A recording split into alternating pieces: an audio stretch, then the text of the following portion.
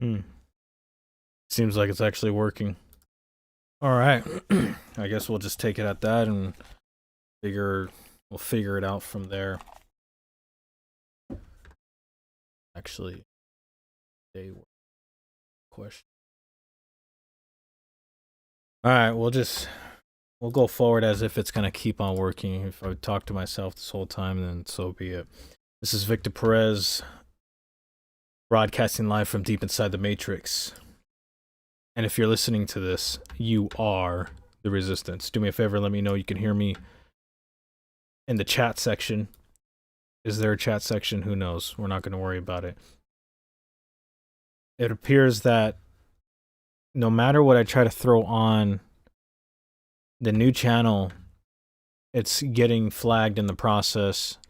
It's are giving me a message saying I'm suspended, but yet when I go to look at it, it shows that there's a video there, so I don't really know what to make of that. DLive's giving me issues to even log in. It's saying there's an authentication error. So I guess we'll just chalk it up as that's just the things that's going on my end. What I wanted to come on and talk about is the last video I tried to put up here was something really just me rambling about what your resolve is. And do you even know what your resolve is? Do you even know what it's going to take for you to make a stand? And so forth. And really go. All right.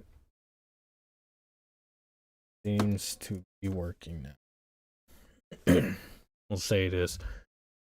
Mainly just asking people, you know, what is the resolve that you have? Where's the line in the sand for you? What is it going to take for you to, as that old film, The Network, where the broadcaster is telling people to go to their windows, open it up, and scream at the top of their lungs, "We are mad as hell, and we are not going to take it anymore."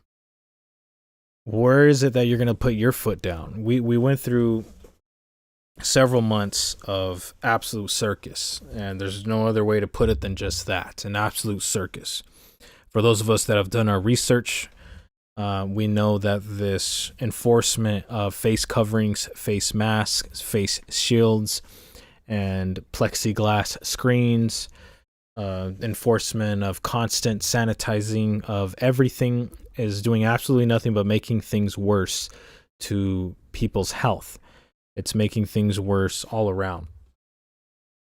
And without getting into too much details, I do want to come on and say this, that there's an overwhelming amount of evidence out there right now about what's going on with these injections, about how they are pretty much used for depopulation, how it's attacking specific organs for reproduction, without going into too much detail, as this channel is already on its way down. I have some sort of community strike. I don't know what it's for, but who knows. It seems that they're just removing videos as time goes on. I'm not even getting alerted about it anymore. I'm not worried about it. Anyways, the links to the channel and DLive are in the description of this video, or however long this video is going to stay up. I don't know. However long that new quote-unquote channel is going to be there, I don't really know. We'll find out. But the thing is, as each and every day goes on, you see more people acknowledging the Dr. Gain of Function Fauci and his emails and everything that's coming with that. And to me, what it appears is that just like Bill Gates from hell, when he's getting slammed by people, is he's the next on the chopping block. And they want us, you and I, we the people, to jump back on the QAnon train and drink the Kool-Aid and go back to the us versus China narrative. Meaning, we all know that whatever this thing is, it was produced as a bioweapon. It was produced as a genome-specific bioweapon. But yet, what many people are still holding back on is that they're playing on the narrative of China. They're playing on the narrative of the deep state. They're playing on the narrative of the Democrats. They're playing on the narrative that Donald Trump is coming back in August, and the list goes on. And really, what you need to remember, folks, and this is something that I was telling an elder in my church the other day and another pastor, is they were talking about the possibilities of Donald Trump coming back and everything that happened under the creepy effing Biden administration. Nobody's home Joe. We don't even know if that's Joe Biden, by the way, on all these videos, conferences, appearances, because the man's wearing a hat, glasses, and a mask. I'll say that again. The man is wearing a hat, big glasses, and a mask. So we don't know who that is. And with the ability to augment something in real time over frames, meaning the ability to layer videos and make somebody look like somebody else that they're not and sound like another individual, we don't really know what's going on, do we? But yeah, what I was telling them was, I said, look, one thing you have to remember is under the Trump administration, we had the fence over at the Capitol of the United States, at least that's what we're told, put up, right? That happened under the Trump administration. That was approved and funded during and under the Trump administration. It wasn't put on hold. It wasn't, deflected or what have you, signed by the current puppet, Donald J. Trump, along with the National Guard being put in place. Well, folks, that fence is still there till this day.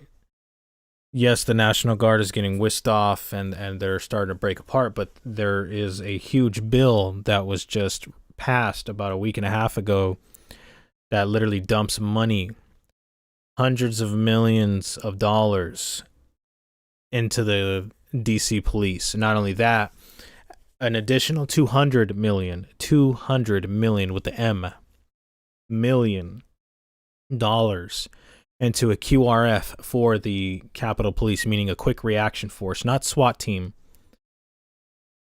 but a quick reaction force. So that way there isn't another unexpected event, just like what happened when the police opened up the doors and welcomed people in. The craziness that was going on of the quote-unquote terrorists, the white nationalists, the whatever you want to call it, people that are walking within the stanchions in the Capitol, because they're using that as an excuse so something like that doesn't happen again. Well, what I told my friends at the church was that fence is still there. Another thing that happened under the Trump administration, aside from the pushing and furthering of red flag gun laws throughout the United States of America through his daughter, the Kabbalist, is Operation Warp Speed. We have this experimental injection device that's forced on all of us. That happened under them. And it's still being pushed by Donald Trump. And I said, what do you think's going to happen when people that have received this injection, people that have loved ones that received this experimental injection, when they realize that it sterilizes them, when they realize that it starts to attack specific organs within their body, when they realize that it starts to, via crystallized nanoparticles, attach itself to their brain cells, and thus turns them into a distribution hub of sicknesses, what do you think they're going to do?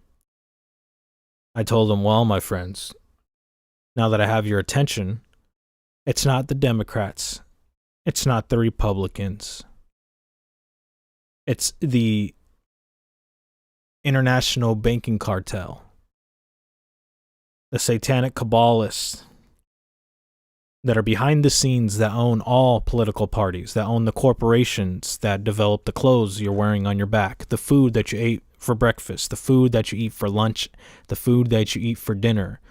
The corporations are owned by them that transport the gasoline for your vehicles, that transport the energy for your homes, the corporations that utilize air travel, that continue to spray us all like we're mosquitoes, that continue to poison us within our water systems, the corporations that develop the microchips within our phones, computers, television sets.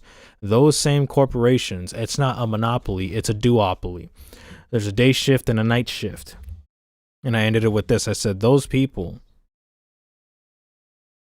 are the one doing this. And when they realize that we, the American people, we, the people of other countries, because this isn't just in the United States of America, but specifically talking about the Capitol and the fence, when people realize what the end result of this is, there's nothing more American than God-fearing men, alpha males, walking together in groups and crowds with rope, with big bags of feathers, with buckets of tar, rifles, and a Betsy Ross flag,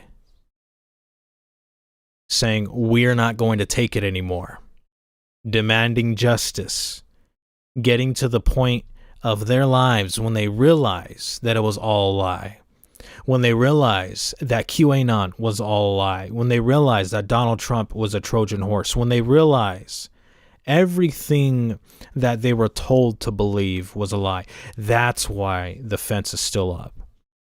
So it doesn't matter who's in that position of being a puppet.